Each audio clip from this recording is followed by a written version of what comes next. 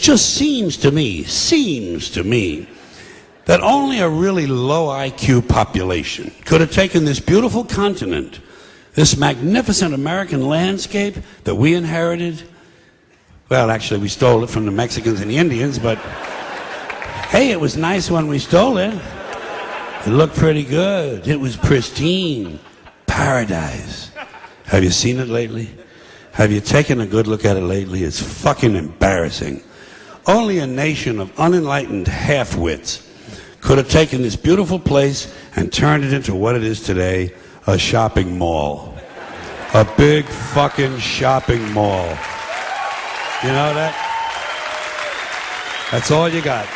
That's all you've got here, folks. Mile after mile of mall after mall. Many, many malls. Major malls and mini malls. They put the mini malls in between the major malls. And in between the mini malls, they put the mini marts. And in between the mini marts, you got the car lots, gas stations, muffler shops, laundromats, cheap hotels, fast food joints, strip clubs, and dirty bookstores. America the Beautiful. One big transcontinental commercial cesspool. And how do the people feel about all this? How do the people feel about living in a coast-to-coast shopping mall? Well, they think it's just fucking dandy. They think it is cool as can be because Americans love the mall. They love the mall. That's where they get to satisfy their two most prominent addictions at the same time: shopping and eating. Millions of semi-conscious Americans day after day shuffling through the malls, shopping and eating, especially eating. Americans love to eat. They are fatally attracted to the slow death of fast food. Hot dogs, corn dogs, triple bacon cheeseburgers, deep fried butter dipped in pork fat and cheese whiz, mayonnaise soaked barbecued mozzarella patty melts. Americans will eat anything, anything, anything. If you were selling sauteed raccoons' assholes on a stick, Americans would buy them and eat them, especially if you dipped them in butter and put a little salsa on them. This country is big time, pig time. Forget the bald eagle. You know what the national emblem of this country ought to be? A big bowl of macaroni and cheese.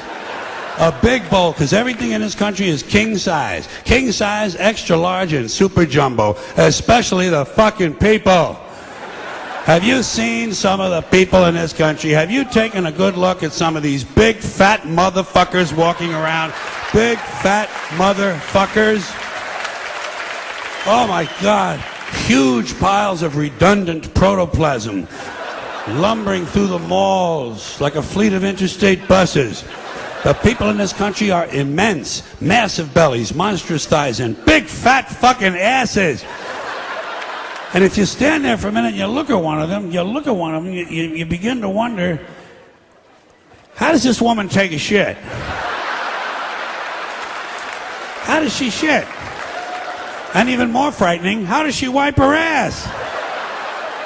Can she even locate her asshole? She must require assistance. Are paramedics trained in this field? And standing right next to her, of course, with a plate full of nachos and a mouthful of pie, is her clueless fucking husband, Joe Sixpack, with his monstrous swollen beer belly hanging dangerously out over his belt buckle. This guy ain't seen his dick since the Nixon administration. And if you stand there and you look at the two of them, you begin to wonder to yourself, do these people fuck? Is this man actually capable of fucking this woman? It doesn't seem structurally possible that these two people could achieve penetration. Maybe they're in that Cirque du Soleil or something. I'm telling you, the people in this country, every one of them is 50 pounds overweight. They are gargantuan. And in the summertime, God help us, in the summertime, they all want to wear short pants. Jesus, Lord, protector of all that is good and holy, deliver me from fat people in short pants. They all got short pants, big bellies, fat thighs, and dumb kids. Short pants, big bellies, fat thighs, and dumb kids. Every one of them's got two dumb-ass kids with them. And the whole family is wearing T-shirts, and every one of them's got the same T-shirt. I'm with stupid. Apparently in this country, the stupids are an extended family.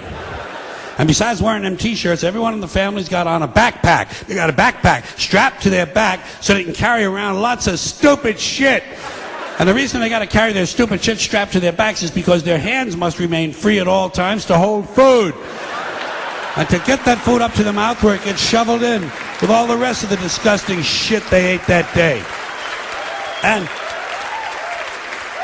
another reason for the backpacks is these people are going to buy even more stupid shit. They ain't got enough stupid shit at home. They just had a stupid shit sale. They ain't going to buy more. They're going to go out in the parking lot and stuff this stuff into the big, fat, ugly, oversized SUV that's got plenty of room in it. Plenty of room in it for stupid shit and lots of room left over for these big, fat, ugly motherfuckers to get them home. Stopping, of course, for jelly roll and fried dough. These people are efficient, professional, compulsive consumers. It's their civic duty. Consumption. It's the new national pastime. Fuck baseball. It's consumption. The only true, lasting American value that's left, buying things. Buying things. People spending money they don't have on things they don't need. Money they don't have on things they don't need. So they can max out their credit cards and spend the rest of their lives paying 18% interest on something that costs $12.50. And they didn't like it when they got it home anyway. Not too bright, folks. Not too fucking bright. But if you talk to one of them about this, if you isolate one of them, you sit them down rationally, and you talk to them about the low IQs and the dumb behavior and the bad decisions, right away they start talking about education. That's the big answer to everything. Education. They say we need more money for education. We need more books, more teachers, more classrooms, more schools. We need more testing for the kids. And you say to them, well, you know, we've tried all of that, and the kids still can't pass the test. They say, oh, don't you worry about that. We're going to lower the passing grades. And that's what they do in a lot of these schools now. They lower the passing grades so more kids can pass. More kids pass, the school looks good, everybody's happy, the IQ of the country slips another 2 or 3 points, and pretty soon all you'll need to get into college is a fucking pencil. Got a pencil? Get the fuck in there, it's physics. Then everyone wonders why 17 other countries graduate more scientists than we do. Education! Politicians know that word, they use it on you. Politicians have traditionally hidden behind 3 things: the flag, the Bible, and children. No child left behind. No child left behind. Oh, really? Well, it wasn't long ago you were talking about giving kids a head start. Head start, left behind? Someone's losing fucking ground here.